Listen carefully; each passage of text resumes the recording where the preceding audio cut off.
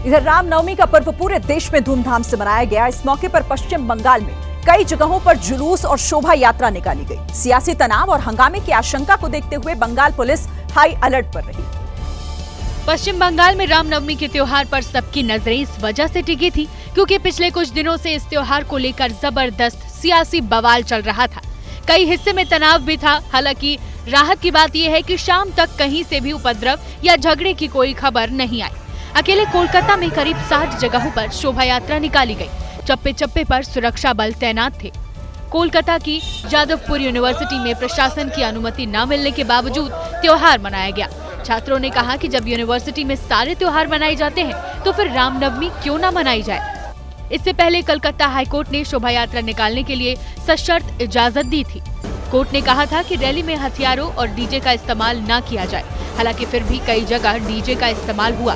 Calcutta high court ने यह भी कहा था कि जुलूस में शामिल होने वालों के पास आधार कार्ड और वोटर कार्ड होना जरूरी, फिर चाहे वो नेता ही क्यों न हो। पश्चिम बंगाल में रामनवमी का त्योहार मनाने के लिए बीजेपी ने मेगा प्लान तैयार किया था। तमाम शहरों में बड़े बड़े आयोजन किए गए जिनमें बीजेपी के वरिष्ठ नेताओं ने बढ़ चढ़कर हिस्सा लिया। चारों तरफ भगवा ध्वज लहरा रहे थे।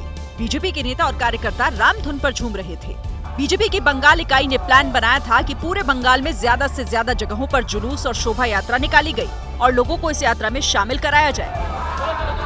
पश्चिम बंगाल में नेता विपक्ष शुभेंदु अधिकारी नंदीग्राम पहुंचे। इस खास मौके पर उन्होंने यहां राम मंदिर की नींव रखी और पूजा अर्चना के बाद चुनावी संदेश दे दिया। मोदी जी का स्लोगन है, ये जमीनी हकीकत है, एक रहेगा तो सेफ रहेगा और बांटना मत। इस बार बंगाल का सनातनी वो 500 रुपया में बिकने वाला नहीं है। राम की भक्ति में टीएमसी के नेता भी डूबे दिखाई दिए। सांसद कल्याण बनर्जी हुगली के हनुमान मंदिर पहुंचे और पूजा अर्चना की, जबकि टीएमसी नेता कुणाल घोष मुस्लिम समुदाय के लोगों के साथ शोभा यात्रा में शामिल हुए। यहाँ पर ईद में मुस्लिम भाइयों हम लोग को इनवाइट कर, हम ईद मिलन में शामिल हुए थे, सिमुई खाने के लिए गए थे और अब जब रामनवमी है मुस्लिम भाइयों सब शामिल है। पश्चिम बंगाल में अगले साल विधानसभा चुनाव होने हैं और इसकी तैयारी त्योहारों के जरिए अभी से ही नजर आने लगी है। वहीं रामनगरी अयोध्या में भी भगवान राम का जन्मोत्सव काफी धूमधाम से मनाया गया। इस खास मौके पर खुद सूर्य किरणों ने रामलला के माथे पर सूर्य तिलक किया। आस्था और विज्ञान का यह अद्भुत नजारा देखने के लिए बड़ी संख्या में श्रद्धालु अयोध्या पहुंचे। दोपहर ठीक 12 बजे रामलला का सूर्याभिषेक हुआ। करीब 4 मिनट तक सूर्य की किरणें रामलला की प्रतिमा के मस्तक पर तिलक करती रहीं। सूर्य की किरणें तीसरी मंजिल से होते हुए गर्भगृह तक पहुंच रही थी। धार्मिक मान्यता के हिसाब से जिस समय भगवान राम का जन्म हुआ था उस समय स्वयं भगवान सूर्य 1 महीने तक उनकी लीला देखते रहे थे, इसलिए ये 4 मिनट का सूर्य तिलक बहुत महत्वपूर्ण था। वहीं सूर्य तिलक से पहले रामलला को स्नान कराया गया, उन्हें पीतांबर वस्त्र पहनाए गए।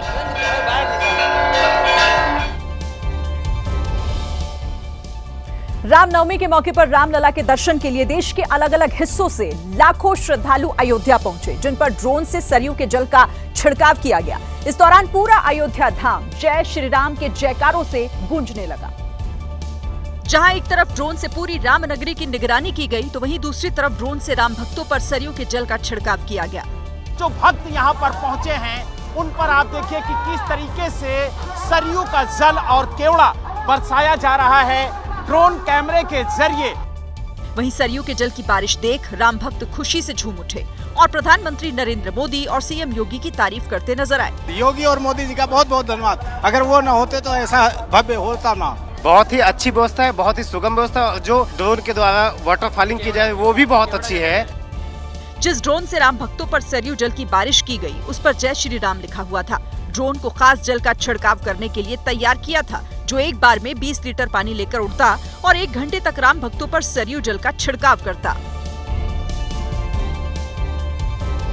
रामनवमी के मौके पर अयोध्या में आपसी भाईचारे और राम भक्ति की अनूठी तस्वीर भी देखने को मिली। रामलला के दर्शन करने पहुंचे श्रद्धालुओं पर बाबरी मामले के पक्षकार रहे इकबाल अंसारी ने फूल बरसाए और रामनवमी की बधाई भी दी। राम जन्मोत्सव पर इकबाल अंसारी ने गंगा जमुना तहजीब की मिसाल पेश करते हुए अयोध्या आए राम भक्तों का पुष्प वर्षा करके स्वागत किया। अयोध्या नगरी एक ऐसी नगरी है कि ये धार्मिक नगरी है। यहाँ हर धर्म के हर जात के देवी देवता यहाँ विराजमान है और सभी का सम्मान है। इकबाल अंसारी के द्वारा की गई पुष्प वर्षा से राम भक्त काफी उत्साहित दिखे और जय श्री राम के जयकारे लगाते नजर आए। सुबह से ही सरयू स्नान कर रहे हैं और भगवान श्री राम लला के जन्मोत्सव की धूम मचा रहे हैं। तो ऐसे में बाबरी मस्जिद के पूर्व पक्षकार इकबाल अंसारी ने भी राम भक्तों पर पुष्प वर्षा की है। रामनवमी पर इस बार अयोध्या में भव्य सजावट की गई, जिसे देखकर भक्तों को त्रेता की याद आ गई। यूपी के मुख्यमंत्री योगी आदित्यनाथ ने भी गोरखपुर में रामनवमी मनाई। भगवान राम को भारत की अनेकता में एकता का सूत्र बताते हुए योगी आदित्यनाथ ने लोगों को रामनवमी की बधाई। रामनवमी के दिन योगी आदित्यनाथ अपने गृह जनपद गोरखपुर में थे, जहां योगी ने भक्ति भाव के साथ पहले कन्या पूजन किया। सबसे पहले कन्याओं के पैर धोए, उनके माथे पर रोली चंदन का तिलक लगाया, कन्याओं को चुनरी ओढ़ाई और माला पहनाई और कन्या पूजन के बाद बच्चों के साथ सेल्फी भी खिंचाई। रामनवमी के मौके पर कन्या पूजन के बाद योगी ने लोगों को राम के महत्व को समझाया। मर्यादा पुरुषोत्तम भगवान श्री राम सम और विषम परिस्थितियों में चुनौतियों से जूझने के लिए सार्वजनिक जीवन हो, सामाजिक रिश्ते हो या राष्ट्रीय रिश्ते, मर्यादा पुरुषोत्तम प्रभु श्री राम का उच्च जीवन आदर्श हमें यह प्रेरणा प्रदान करता है। इसके साथ ही गोरखपुर में बीजेपी का 46वां स्थापना दिवस भी बड़े धूमधाम से मनाया गया। योगी आदित्यनाथ ने पार्टी कार्यालय में झंडा फहराया और कार्यकर्ताओं के साथ सेल्फी लेकर उन्हें जोश से भर दिया।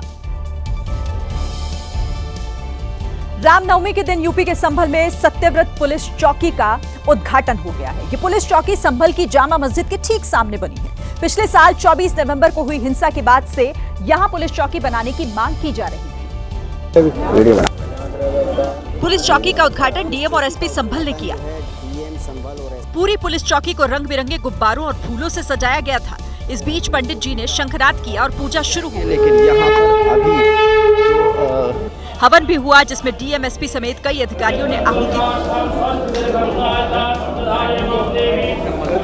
चौकी की शिलापट पर सत्यव्रत पुलिस चौकी लिखा गया है। वहीं इस शिलापट पर भगवत गीता का प्रमुख श्लोक यदा यदा ही धर्मस्य भी लिखा गया है। चौकी को बनने में करीब 100 दिन लगे, जिसमें अब 24 घंटे पुलिसकर्मी तैनात रहेंगे।